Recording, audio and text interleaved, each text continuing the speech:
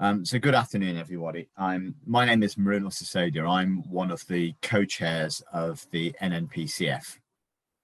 Hi, I'm Tina Emery. I'm the other co-chair of the National Network of Parent Care Forums. This afternoon, we're going to talk to you a little bit about the Scnd Green Paper. We were anticipating when we put this conference in and planned this session that the Green Paper was going to be published by now. And up until a couple of weeks ago, we thought that that was still going to be the case. There have been some delays, not with the Green Paper itself, but much more with the government messaging. You'll have noticed that there are some things going on around the world that have taken some headlines. And so, as you heard yesterday, our understanding is that the Green Paper is going to be published next week, along with, we're told, the school's white paper as well. So we heard that directly from the Secretary of State and from Will Quince, the Children and Families Minister, yesterday. So we were planning to use this session to talk to you about the Green Paper, but instead what we're going to do is talk to you about what we have input into the Green Paper. We've done this a couple of times before, but we thought that given the importance of what's about to happen, we thought it was worthwhile just reiterating some of the key points around what the NNPCF has been doing with regards to this piece of legislation. So what are we going to talk about today? So we're going to take you to the history and the context. How have we ended up at this point in the process of the Green Paper? Then we're going to talk a little bit about what's gone wrong with the Scnd system, our analysis, and that's very much our collective hour. That's not just the NNPCF, that's parent care reforms, very much parent care reforms as well. So what is going wrong in the Scnd system? And that's a really important question, because unless we're clear about what the problem we're trying to solve, we won't get the right solution. So this analysis of what's going wrong is critical to what happens next.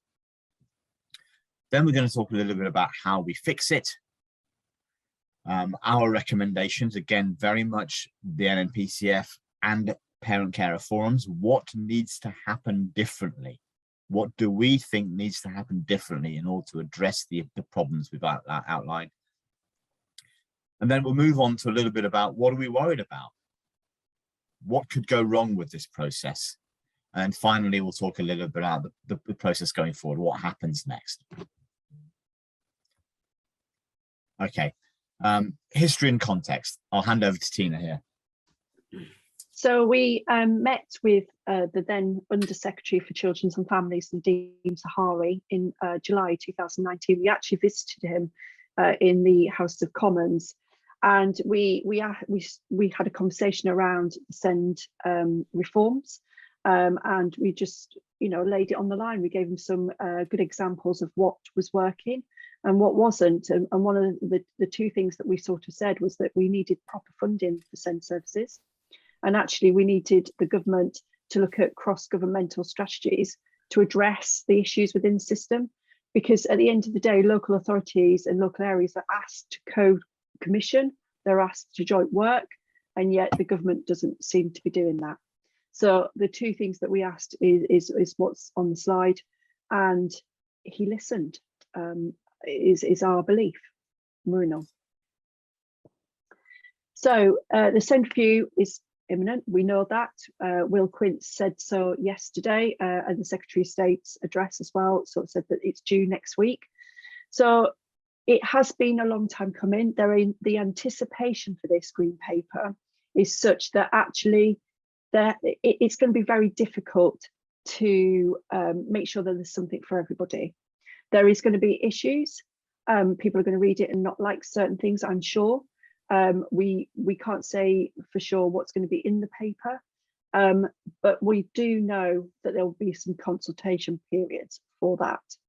But to sort of say where it's been along the way, so it was set up in September 2019, led by Mike Davis. It then was happening. We had a conference activity in Chester, I think, from memory, where the conference that we'll talk about for years to come for many reasons. But then a general election was called, and Boris came in officially and a new government, and we had a change of the Under Secretary for Children's Families in Vicky Ford. So Nadine went off and we ended up with Vicky Ford. And allegedly the initial report, there was going to be an interim report, and that was delayed. I love the fact I've preempted the the cross. And then Corona hit, and we're now 2 years into coronavirus. Can you believe it, that actually yesterday was the first day of lockdown 2 years ago? And then the school's white paper and the children's social care review again was supposed to be spring 2021, and the Scnd review was then rebooted. And a new team came in, and it was led by now Charlie Lang. So Mike Davies left and Charlie Lang came in, and then we've had another Children's and Families Minister, which is now Will Quince.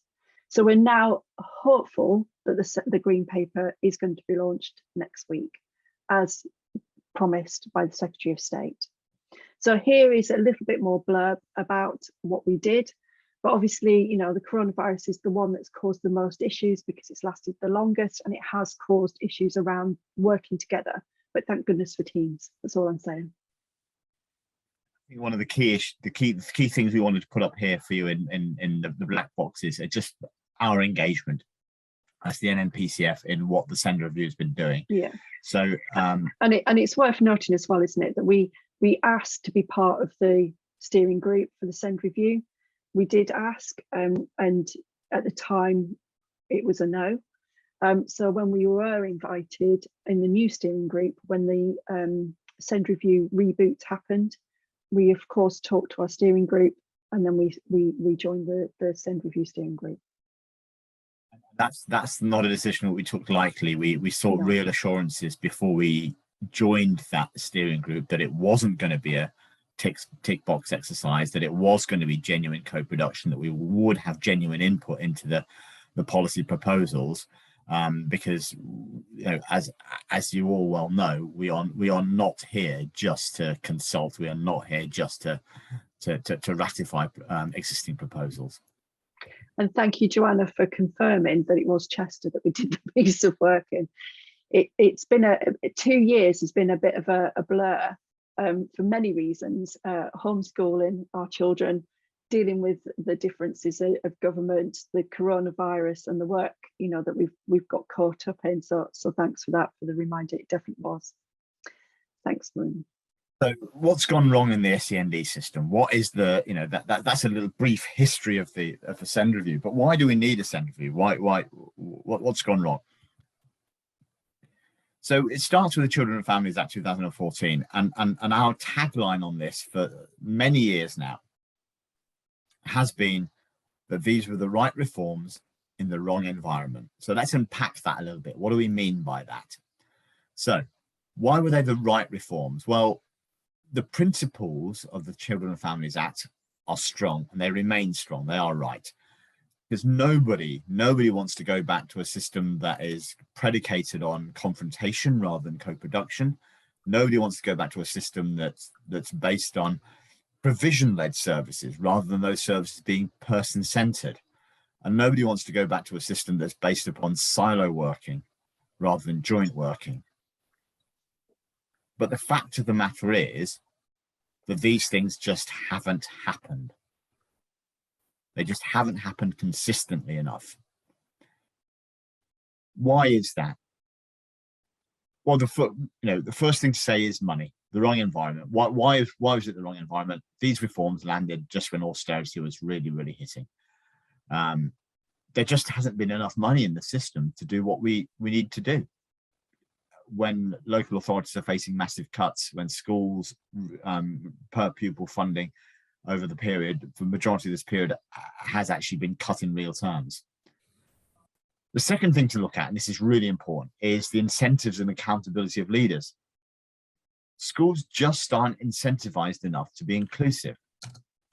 Scnd is very often a low priority across health and social care. And there's few consequences for failure. If you get it wrong, if you do not follow the principles of the Children and Families Act, what happens? What really happens? then leaders, managers, and staff in the system just aren't equipped and supported to deliver. They don't know the law, and really, really importantly, really significantly, they haven't made the cultural changes that are needed. And lastly, but not least, and this is something we keep returning to, is there's just not enough co-production in the system, either at a strategic level, so that's with the likes of parent carer forums and the NNPCF, but more importantly, most importantly, I'd argue, at an individual level, families just aren't listened to. And what impact does this have? Well, we know this, we're all living this, so I don't need to emphasize this slide particularly. We know that the children in the mainstream system with SCND have a very poor experience. We know that education, health and care plans are of very, very mixed quality, and very often, particularly in the last couple of years, the services that are written into plans just aren't being delivered. When a child leaves education, when a young person leaves education, families still face that cliff edge. There just isn't the employment opportunities, the social care opportunities, the training and further education opportunities set up in the right way to support our children. We know about long waits for key health services and problems in accessing children's social care and short breaks. And the impact of all of this is that anger has been growing in the system. Tribunal rates have been growing, and that I think is really indicative of a breakdown in trust across the whole system. Families just don't trust the system. And it's not just us saying this. There's been a slew of reports, numerous reports and investigations by everything from parliamentary select committees to the National Audit Office to the inspectors to charities and campaign groups. They all say the same thing. So in summary, what we're seeing is our analysis of the problem, again, very much based upon what you've been telling us, is that players in the system are just not incentivized to prioritize SCND. There's not enough money in the system, and there's a lack of clarity around what should be provided, who should provide it, and what families are entitled to. What that means is that children's needs are just not identified, they're not understood, they're not met promptly. And families don't get the services they need and are entitled to. Then the failures in accountability, the mismatches between responsibilities in the system, the powers of local authorities and schools and health providers and health commissioners, there's that disconnect between what they're all responsible for, what they are funded to do, what powers they have, and how we hold them accountable. All of that means that when families don't get what they deserve, what they need, there's actually little form of redress. It's really, really difficult to fix that. And again, the impact of that means is that needs escalate as needs aren't met. New problems develop. So we all know that things like behavior issues emerge when children's needs aren't met properly, and families reach crisis point. And very often, it's only when families reach crisis point that the system does something. And that is disappointing. It's too little too late. By this stage, conditions have worsened, there's the emotional cost, trust is lost, and let's be clear as well, intervening at crisis point costs a lot more than intervening early. So, these are the sorts of things that we think are underpinning the big issues in the system, and we'll never get away from it. The culture of co-production is not embedded. People just don't listen enough and early enough to families. So that's what we think the problem is. I think it's also really clear for us to say what the problem is not. The problem is not pushy parents. Every parent has the right to demand and expect the best for their child. I do not think that that is being pushy, and I don't think that SCND parents are pushy. The problem is not that expectations are too high. The government has been really, really clear that they want high expectations and high standards for all children.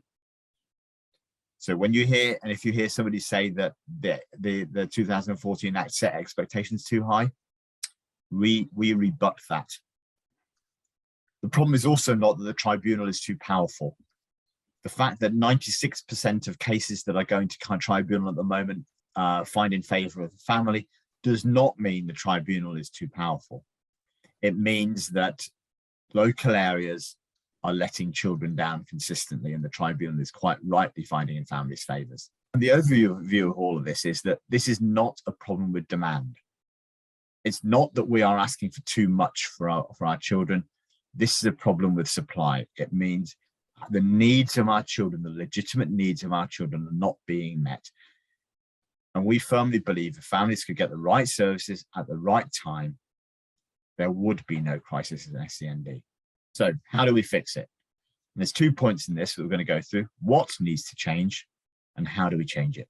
Over to you, Tina. I love the fact that you said it. I was just about to say it because it's my slide. So going back to Kath and Jane's point this morning about the Chucker brothers, we are it, aren't we? We're the Chucker brothers. So next slide, please. I'm going to do my Chris Whitty. So what needs to change? Well, when we met at Chester Conference and we had the Scnd review team in situ and we did lots of work, and it was an amazing session. It's something that I'm the most proud of actually from the NNPCF, where we had everybody in the room all beavering away at tables. We gave them 7 questions to answer, and this is what we came back with. And they were really, really important. And it blew the Scnd review team away. We didn't prep the people that were there. We just gave them what we had and said, what can we have that will fix this? So all of the 200 delegates that were sat on various tables told us this. So it's to listen to families and intervene early. I mean, how often do we say about early help? And actually, what is a good, effective early help offer? So make sure there's enough money and we spend it well. So it's not just about having pot loads of money all of the time, but it's actually not wasting any of it, not wasting it on the wrong provision, the wrong intervention, the wrong support. Parenting courses can be great, but if it's the wrong type of parenting program, that actually then that poor family has to go through it and through it and through it, and then they end up in crisis anyway. So it's aligning incentives for schools and leaders. So it's fine putting Progress 8 in, but actually what about our Scnd kids? You know, it's not talking about English baccalaureate all the time. Our children may not be able to access that. So what are we going to put in instead of? And it has to be not just academic courses, but something that are vocational, that actually can see our children excel, for instance. But increased accountability, not just for schools, but across the board for local authorities and health. And it's having the right people with the right knowledge and the right skills. You know, having people within the services and in the systems that actually know what works for families and what doesn't, and actually not wasting our families' time, or even, you know, wasting time and not being on the right intervention, for instance, can make a huge difference to our families. Looking at lifelong outcomes, you know, following a child's journey through, you know, this, and making sure that their outcomes are being reached, that they are incentivized, that actually children feel that they've got, you know, good self-esteem and they can achieve whatever they want to achieve. And of course, the most important thing is co-producing it at a local level with families and children at the heart of it, but also at a strategic point. So, you know, looking at personalisation as well. So that's part of the co-production. Thank you. Next slide, please. So how do we change it? Well, we did something called the Skunk Works, and every time we mention this word, it does make me smile, because I love the fact we've used Pepe Le Pew from the cartoons, showing my age now.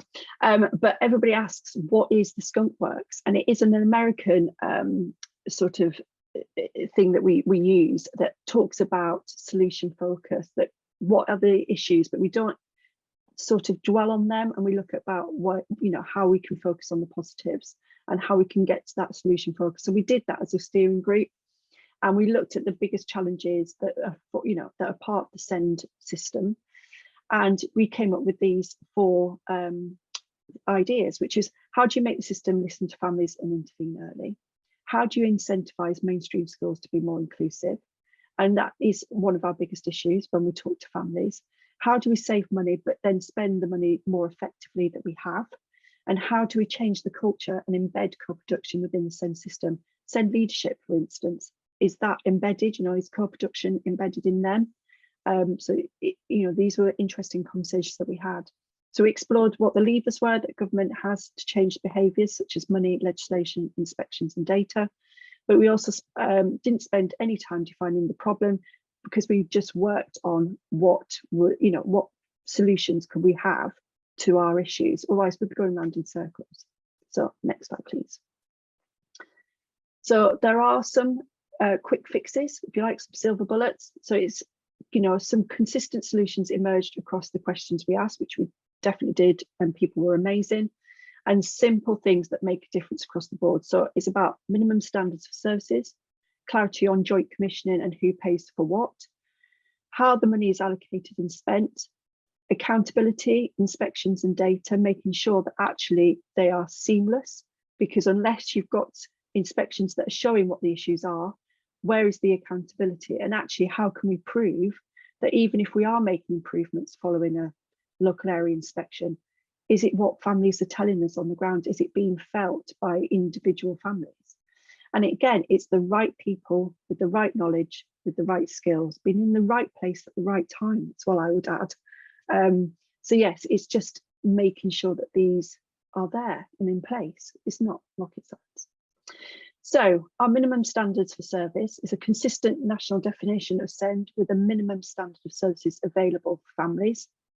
This should be linked to some time targets for delivery and set out of reasonable adjustments that can be expected. So the money side of things, it's greater clarity about the services and the need to be provided across the system. So I would say that lots of services don't know how many children are coming up through the system. They might be in universal, they might be in SCN support, and then they only know of their existence even when they get an EHCP. And actually, how can we make sure that actually, the commissioning of services is right? No matter where you live in a local area, it can change whether you live in one side of the county to the other. And so then there's a postcode lottery, and we need to make sure there's consistent offer. So no matter where you live, in your local area, that actually you get the same services and the same level of service no matter where you live within there. And how many interventions will be, many of the interventions would not be expensive if it's early intervention and it's done early enough. And they can be covered under the category of reasonable adjustments. Actually, that's part of the universal provision. So listening and early intervention, so listen to families, what families need, and actually intervene early when things start getting a bit tricky, a little bit difficult. Making sure that every school is inclusion and what that means, and actually what's ordinarily available to provide for children in their setting. Some of, this will be from health and social care partners as well. It's not just around education, and it should be published in their Scnd information report and referenced in the local offer, obviously. And it would be clear to families about what to expect at certain points within their child's education, but also if things aren't being put in place, that actually families could go and challenge and say, well, are you putting this intervention in? What about this? And actually be clear and succinct about what the offer is. And obviously co-production, a clear definition of what co-production is for everyone and what we're working towards, and tailor make it for their own situation. Next slide, please. Okay, so clarity on joint commissioning and who pays for what. So there should be a national guidance of who pays for what across education, health and social care, including what should be jointly commissioned. Now, again, this is a hot topic. We talk about jointly commissioned services all the time, and we know that it's an issue within everybody's local area. So in conjunction with the list of minimum services, there should be clear guidance of what to, what should eliminate the gaps, overlaps and disconnects with local commissioning and drive more of a joined up system working. Local areas need to know what's needed in commissioning themselves, and that what should be jointly commissioned. So speech and language therapists is always a thing that always comes up. Should they be jointly commissioned, and should they work across all of education, health and social care? Listening again in early intervention, so delays in listening, delivering services as different parts of the system protect their own budgets, which should be eliminated. Inclusion, so it's having a greater clarity on the services that that schools can access and who's responsible for providing them, and also who's responsible for paying for them, because lots of tendered services. And this would enable them to support children in their existing settings without the need of the provision not meeting needs, and then obviously needing a higher funded placement. And obviously co-production, proper funding support for parent care forums to ensure that they can engage successfully is really important. And this would be jointly funded by local authorities and health. And we work incredibly hard with that in our regions, and we have lots of conversations around making sure that forums are jointly funded across the board. Next slide, please. So how the money is allocated and spent, there's a change in funding for Scnd in mainstream schools where some money follows the child, some should be ring fenced, some should be spent in co-production with families and with improved transparency. So money should, encourage schools to identify Scnd early and intervene early, saving money across the system. How many stories do we hear from local parent care forums where actually it's a breakdown in provision, they're not putting early help in place early enough, and then the breakdown of that placement happens, and then they end up in a costly Scnd provision, specialist provision.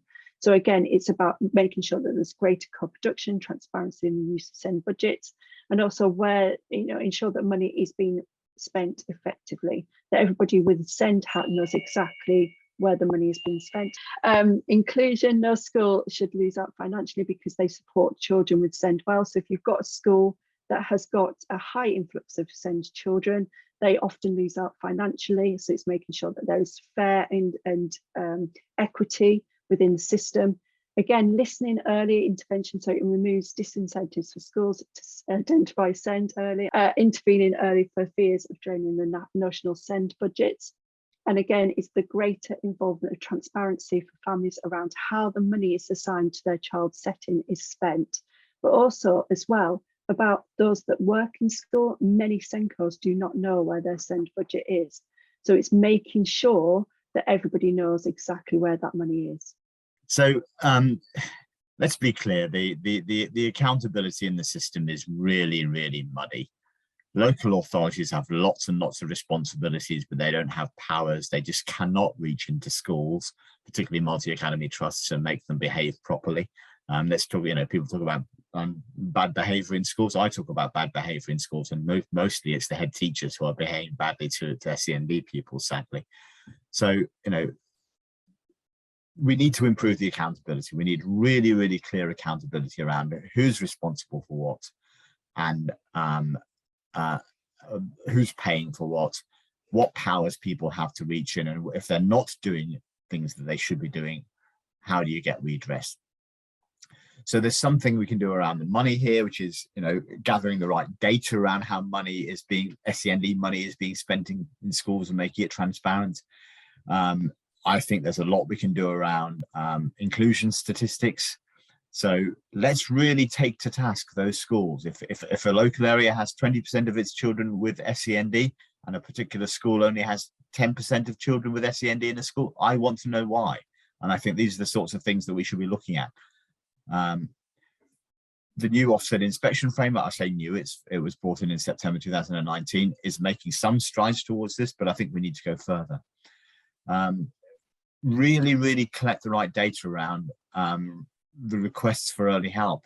How long did people have to wait before they got the support they asked for? Again, the data we gather drives behavior. We all know that. What the DFE asks to gather is what local authorities and schools then focus on fixing.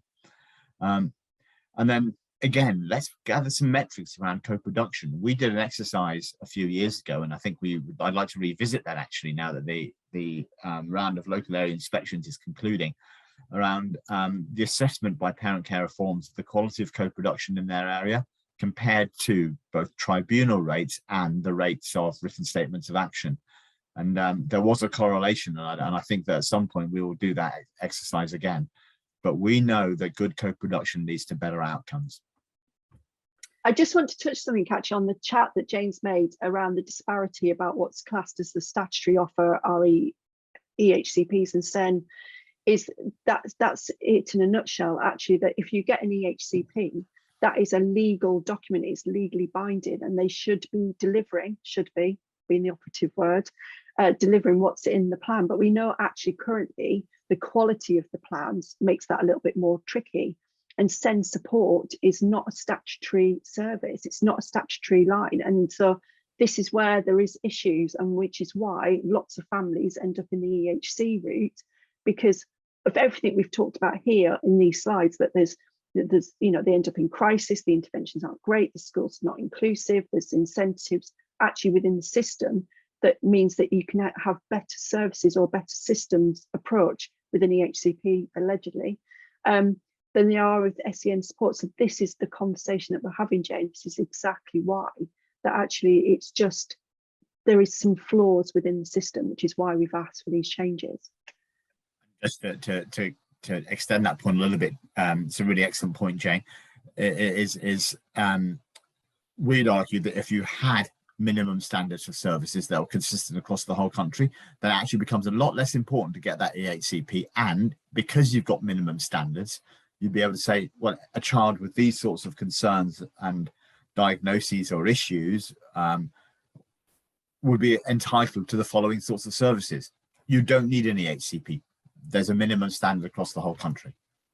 And if your local area has these minimum standards that clearly set out and are transparent, that actually you could challenge the setting to say, well, actually, you're not doing what it clearly says here, and have those conversations. So it sort of works both ways, really. So if you change slides, because it's note for next time, change the pictures because it's a bit it's a bit unnerving. Okay, so it's again, right people, right knowledge, right skills, and I would add right time as well, because actually these people need to be in place, in situ, at the right place at the right time when you need it the most. So it's about making sure that there's outlines methods for school leaders to increase transparency and co-production around school budgets. Again, it goes back to my point earlier about making sure that even the SENCO, if they're not part of the senior leadership team, that they know how much money is coming in and what they can do with that money, because actually a lot of the time SENCOs don't know what their budget is. And so trying to get those supports around what children need within their settings is really, really tricky to do, and they are not the budget keeper.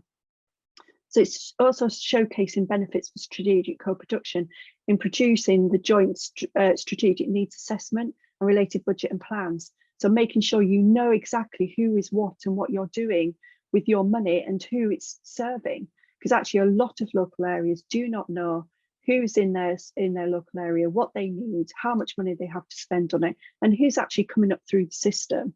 And often we know conversations where children turn adults and then need support with adult social care, but they didn't need them in children's.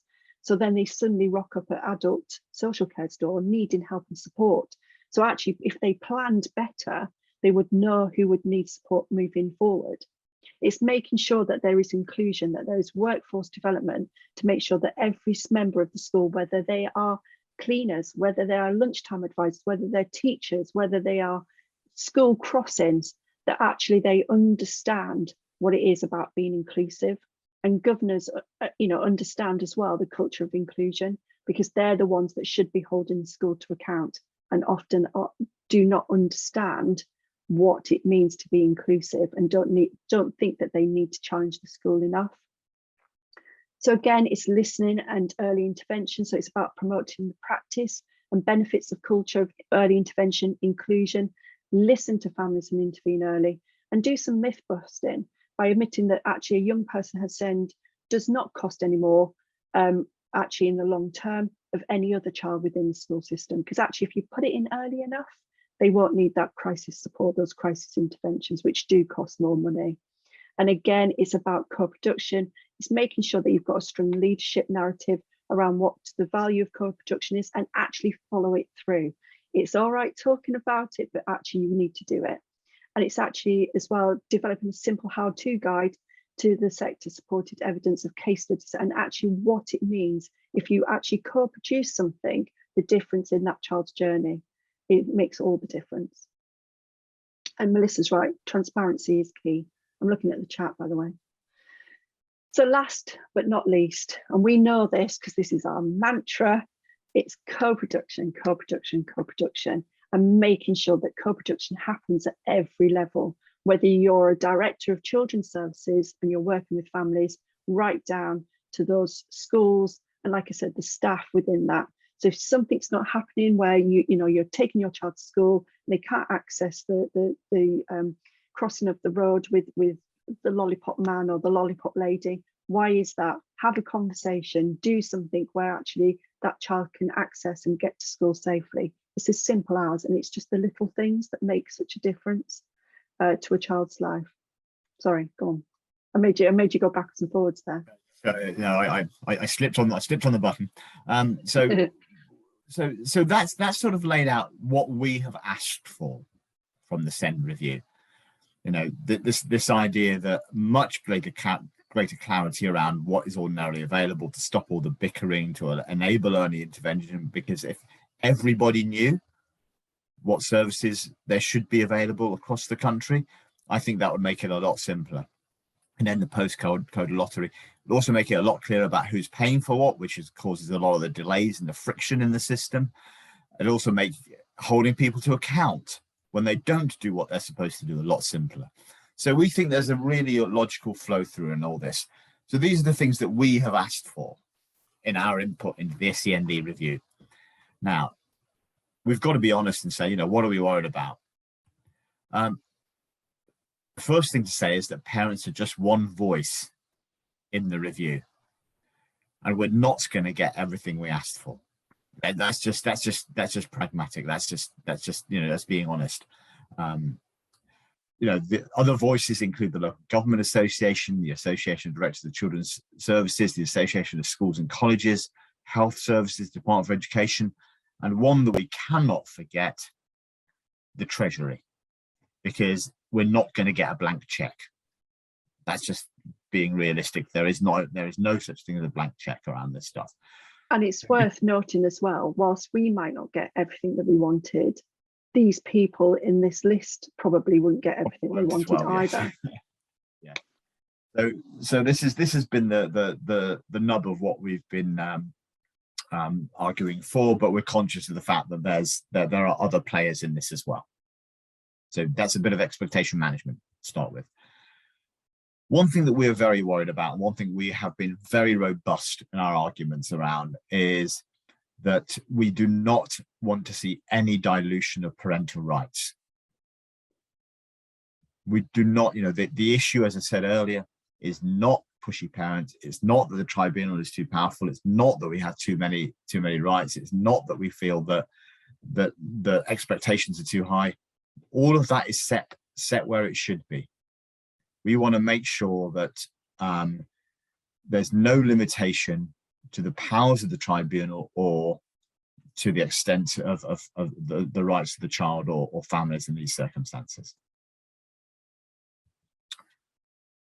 Another big concern is there's lots of things that are changing at the same time.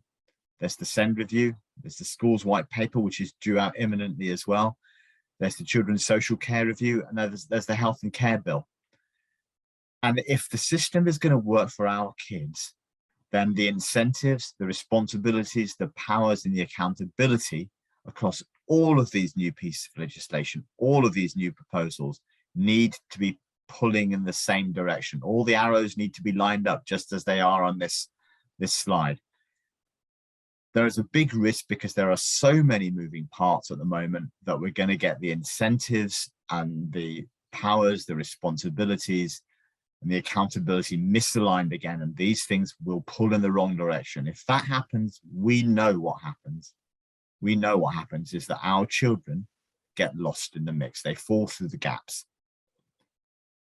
And the other big thing that's happening at the minute is we cannot get away from it, is that we are still coming out of coronavirus. The coronavirus is the backdrop to all of this change, and we know that we're going to see further changes in the challenges and the situation that faces all of these services because of COVID-19. Another point that we wanted to make here is that implementation is going to be absolutely key. going back to the point we made earlier, that the principles of the 2014 reforms were absolutely right. It was the implementation that went badly wrong. There was no clear implementation plan. We didn't take the time to understand the incentives of all of the key players in the system. Our targets and metrics were all process driven rather than outcome focused. So everybody remembers that lovely metric of the rate of conversion between statements in education and health and care plans, because that's what the Department for Education was measuring. That's what the Scnd reforms came about. There was not enough focus on culture change. So we've got to learn the lessons. We've got to learn the lessons from 2014, and we're asking for a really, really clear implementation plan that addresses these shortcomings, and more importantly, possibly a plan that really, really incentivizes all of the players in the system, schools, local authorities, health providers, and family, to really pull together to change outcomes. So what happens next? So a little bit of definition for you here. A green paper is a preliminary report of government proposals that's published in order to provoke discussion. So what's published next week, you should regard as the firing of the starting gun for a national conversation about what needs to change. The government is going to outline some broad brush proposals, some of which you will recognize from this presentation, some of which will be different to what we've asked for. There will be a minimum 12-week consultation. That's what's required from a green paper, a minimum 12-week national consultation. We have got a commitment from Minister Quince that there will be at least one national event that he will run for the NNPCF and for parent carer forums. And we have also got a commitment from the Scnd review team that there'll be at least one consultation event in each region. So parent carer forums will be able to attend those consultation events, and those will be for PCFs. There's been lots of other opportunities for parent carer forums to contribute, and there'll be a series of consultation questions that anyone can submit a response to, and we would absolutely urge everybody to submit responses to those questions.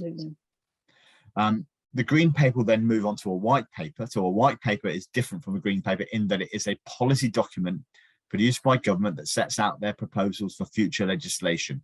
So the white paper is what they are proposing to legislate. That white paper then goes through a similar process of critique, and finally will turn into a bill which goes through Parliament. And when that bill is signed by the monarch, the Queen, it finally becomes law as an act of Parliament. We're then expecting guidance and regulations as a part of that as well. This is not a short process. From where we are now to actually the law changing might be 18 months to 2 years. So we've still got a lot of work to do. And to touch on the point of Mrunal saying, you know, this has got to be shared with everybody and anybody. As soon as you have any Scnd involvement of any kind, so whether you are parent carers, whether you're a child or a young person, you're able to. If you work in local government, if you work in health, then you should be feeding into the consultation. And going back to the chat with Sylvia, NHS England and Improvement are part of these conversations. The Department of Health was there. So it'll be interesting to see what you think of the green paper when it's launched. Mrunal, sorry. That's really helpful. And so what will we do? What the NNPCF are going to be doing over the coming weeks? So we will, shortly after the publication of the green paper, we will issue a statement that will lay out very clearly what we asked for, which are the things we've covered today, which parts of the green paper we agree with, and which parts we disagree with. Please use that statement. You know, I'm fully expecting social media to go ballistic next week. We are fully expecting campaign groups to increase their activity as well, and sadly some of that activity will include forum bashing. So please do use our statement to direct people to, because we will try and state very, very clearly our position on the green paper. And hopefully there's not many people that will be able to disagree with our position on the green paper, because it is really what we've laid out today, what we asked for. We're also working with other parental organisations, and we want to issue a large-scale survey of parents. The idea being that if we can work with as many groups as possible, including Special Needs Jungle, including the Disabled Children's Partnership, including some campaign groups, to try and get and other children's charities to get one survey out. If we can get many thousands, maybe even tens of thousands of families to respond to that, the idea being that we more voices means more influence. As I said earlier, we'll organise a national event with the Department for Education, and we will organise regional events in each of the 9 NNPCF regions for you to participate. And we will, of course, submit a formal NNPCF response to the Green Paper, and you should do the same. As Tina says, encourage everybody you know who is involved in SCND to submit a formal response to the Green Paper. It's going to be a really, really busy few weeks. The next 12 to 13 weeks of the consultation will be important in the sense that this is a chance to get our voices heard. So please do really engage in that. And then we'll just kick on and pick up the process when it becomes a white paper and finally becomes a bill and an act of parliament as well. So please regard what's happening at the moment as the start of the journey. I know it seems like it's been a long time already, but this is where the real engagement begins. So that concludes what Tina and I have got to say. Tina, I'll leave the final word to you. I just want to say I've been reading the chat as I've been presenting, and sorry about answering my doorbell, by the way. But I'm really, we're really amazed by how, amazing the forums are. We know they are amazing, but the work that we did in Cheshire, when we did our conference in Chester was amazing. And in the chat, people didn't realise that we used that session to then feed into the Scnd review and how it formed. And we do listen to you, and we do take your thoughts on board, and we try and do it in our everyday work as much as we can. And I just think that it's going to be really busy, and it's great that you've all come to this session today to talk about this. It's fab. And we want to take you on the journey ourselves. So the NNPCF is going to be part of this journey for the next 18 months, and you lot are coming with us, whether you like it or not, you are coming. So we will keep you informed as much as we can. Look out for stuff on our website. We will share stuff on social media as well. And the consultation period, Jane, it lasts for at least 12 weeks for the Green Paper, at least. There are conversations that is going to be expanded because of PERDA. We're not allowed to call it PERDA anymore, but PERDA, you know what I mean. And so the hope is that the consultation period will last longer than 12 weeks, but at this point in time, we haven't had confirmation of that. So it's at least 12 weeks. That's the legal minimum, isn't it, Mrunal? Minimum 12 weeks. And we will look at how we can make sure that you are fed into it as much as we can. There is something in the chat as well about, are we collectively gathering views rather than PCFs doing it because of time element? We will look at that with our consultation lead to see how best we can do that, because it is so important that we listen and feed this in to the Scnd review Green Paper as much as we can. So we will look to ways to include in that. And yes, there will be an easy read version for young people with LD, so they can read and comment themselves, fingers crossed, but there is definitely an easy read version. Thank you. Thank you so much for all of your input, and we will be talking to you over the next few weeks and months, a great deal, I suspect. And please look out for our statement next week. I think they're going to get to know us really well, yeah. If they didn't know us already. But thank you for your time today. I know it's very busy, it's lunchtime. So thank you for taking the time to join us.